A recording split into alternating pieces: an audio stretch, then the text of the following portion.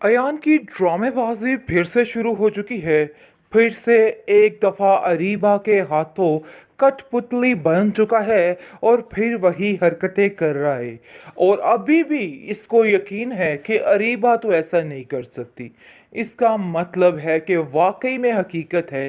तबीन ठीक कहती थी कि कहीं ना कहीं दिल के किसी कोने पे अभी भी अरीबा बैठी हुई है। नाज़रीन, जैसा कि आपने देखा कि किस तरीके से अरीबा ने तबीन की ज़िंदगी को तबाह बर्बाद करने की कोशिश की, यहाँ तक कि एयान को भी नहीं छोड़ा। लेकिन मजाल है कि उसके दिल में ये बात आ रही हो कि अरीबा कुछ भी कर सकती है, उससे किसी चीज़ की तवक्को नहीं की जा सकती। नहीं जी, उसके दिल में यही है कि जो हुआ सो हुआ। हकीकत यही है कि अरीबा ने कुछ नहीं किया। अयान को शर्म आनी चाहिए और थोड़ा सोचो विचार करना चाहिए। आखिर कैसे वो अंधाधुंध एतबार कर सकता है ऐसी लड़की पर जो बार बार हर एक को धोखा दे रही है, हर एक को जलील कर रही है। लेकिन इन सारी चीज़ों में ताबीन पिस के रह चुकी है। ताबीन के पास कोई ऑप्शन नहीं है। ताबीन के पास कोई भी रास्ता नहीं है, क्योंकि ताबीन को समझ आ चुकी है कि मामला गड़बड़ है। फिर से एक दफ़ा रीबा का साया अयान पे पड़ चुका है। इस चीज़ का उसको अंदाज़ा हो चुका है।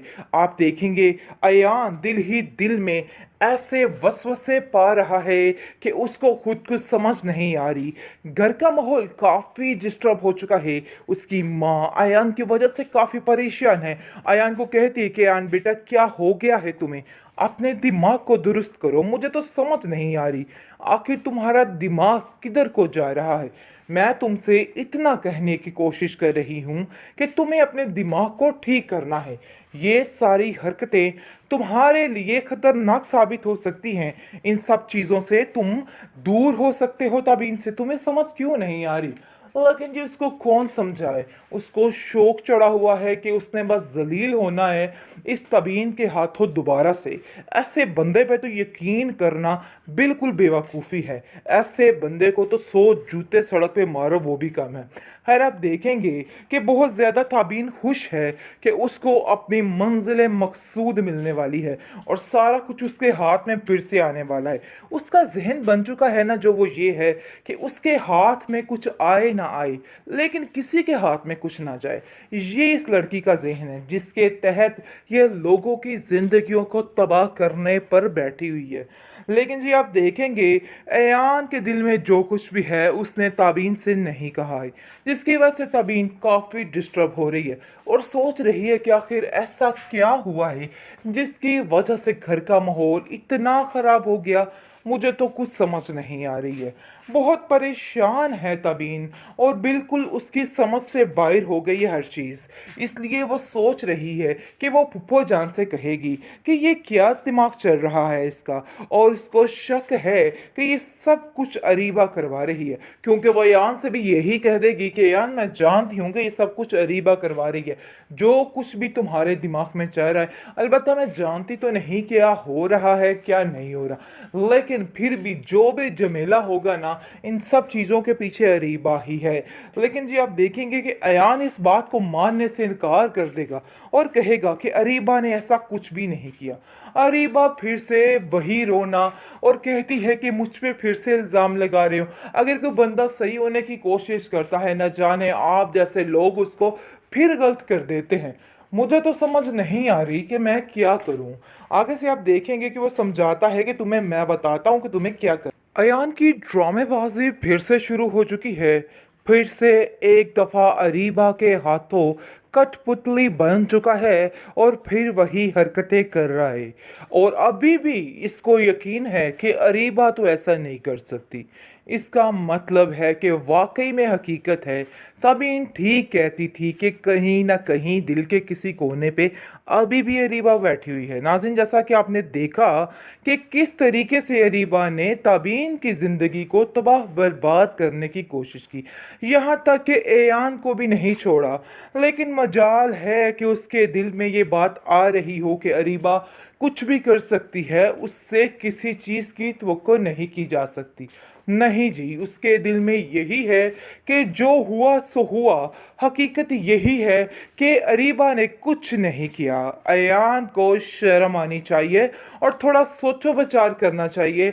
आखिर कैसे वो अंधाधुंध एतबार कर सकता है ऐसी लड़की पर जो बार बार हर एक को धोखा दे रही है, हर एक को जलील कर रही है।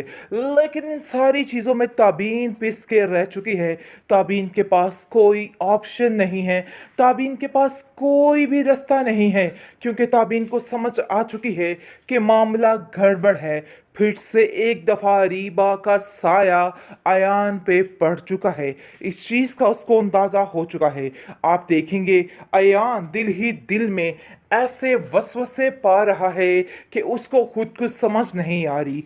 घर का माहौल काफ़ी डिस्टर्ब हो चुका है। उसकी माँ अयान की वजह से काफ़ी परेशान है। अयान को कहती है कि अयान बेटा क्या हो गया है तुम्हें, अपने दिमाग को दुरुस्त करो, मुझे तो समझ नहीं आ रही आखिर तुम्हारा दिमाग किधर को जा रहा है। मैं तुमसे इतना कहने की कोशिश कर रही हूँ कि तुम्हें अपने दिमाग को ठीक करना है। ये सारी हरकतें तुम्हारे लिए खतरनाक साबित हो सकती हैं। इन सब चीज़ों से तुम दूर हो सकते हो, तभी इनसे तुम्हें समझ क्यों नहीं आ रही। लेकिन जी उसको कौन समझाए। उसको शौक चढ़ा हुआ है कि उसने बस जलील होना है इस तबीन के हाथों दोबारा से। ऐसे बंदे पे तो यकीन करना बिल्कुल बेवकूफ़ी है। ऐसे बंदे को तो 100 जूते सड़क पे मारो वो भी कम है। खैर आप देखेंगे कि बहुत ज़्यादा ताबीन खुश है कि उसको अपनी मंजिल मकसूद मिलने वाली है और सारा कुछ उसके हाथ में फिर से आने वाला है। उसका जहन बन चुका है ना जो वो ये है कि उसके हाथ में कुछ आए ना आए, लेकिन किसी के हाथ में कुछ ना जाए। ये इस लड़की का जहन है जिसके तहत ये लोगों की जिंदगियों को तबाह करने पर बैठी हुई है। लेकिन जी आप देखेंगे अयान के दिल में जो कुछ भी है उसने ताबीन से नहीं कहा है, जिसकी वजह से ताबीन काफ़ी डिस्टर्ब हो रही है और सोच रही है कि आखिर ऐसा क्या हुआ है जिसकी वजह से घर का माहौल इतना ख़राब हो गया। मुझे तो कुछ समझ नहीं आ रही है। बहुत परेशान है तबीन और बिल्कुल उसकी समझ से बाहर हो गई है हर चीज़। इसलिए वो सोच रही है कि वो फूफो जान से कहेगी कि ये क्या दिमाग चल रहा है इसका, और इसको शक है कि ये सब कुछ अरीबा करवा रही है, क्योंकि वो यान से भी यही कह देगी कि यान मैं जानती हूँ कि ये सब कुछ अरीबा करवा रही है, जो कुछ भी तुम्हारे दिमाग में चल रहा है। अलबत्ता मैं जानती तो नहीं क्या हो रहा है क्या नहीं हो रहा, लेकिन फिर भी जो भी झमेला होगा ना इन सब चीज़ों के पीछे अरीबा ही है। लेकिन जी आप देखेंगे कि अयान इस बात को मानने से इनकार कर देगा और कहेगा कि अरीबा ने ऐसा कुछ भी नहीं किया। अरीबा फिर से वही रोना और कहती है कि मुझ पे फिर से इल्ज़ाम लगा रहे हो। अगर कोई बंदा सही होने की कोशिश करता है न जाने आप जैसे लोग उसको फिर गलत कर देते हैं। मुझे तो समझ नहीं आ रही कि मैं क्या करूं। आगे से आप देखेंगे कि वो समझाता है कि तुम्हें मैं बताता हूं कि तुम्हें क्या कर